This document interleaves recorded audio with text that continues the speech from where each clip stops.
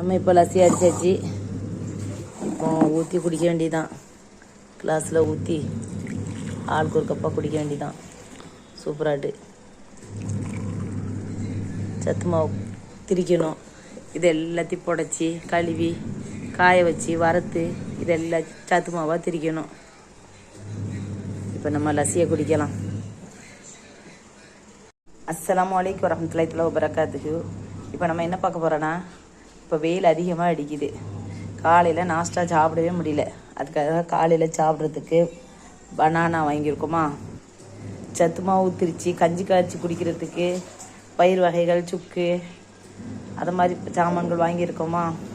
இப்போ நம்ம வெயிலுக்கு இதமாக நல்ல மோரை வாங்கி தயிரை வாங்கி இதில் ஊற்றி மோராக்கி அதில் ஐஸ் கட்டி போட்டு லஸ்ஸி அடித்து வச்சுருக்கோம். இப்போ அதை தான் குடிக்க போகிறோம்.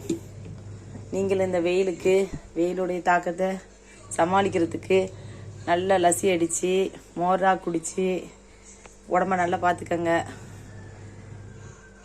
நம்ம இப்போ லஸ்ஸி அடிச்சாச்சு. இப்போ ஊற்றி குடிக்க வேண்டியதான். கிளாஸில் ஊற்றி ஆளுக்கு ஒரு கப்பாக குடிக்க வேண்டியதான். சூப்பராட்டு சத்து மாவு திரிக்கணும். சப்ஸ்கிரைப் பண்ணுங்கள், லைக் பண்ணுங்கள், ஷேர் பண்ணுங்கள். சந்தோஷமாக இருங்க. அஸ்ஸலாமு அலைக்கும் வரஹ்மத்துல்லாஹி வபரகாத்துஹு.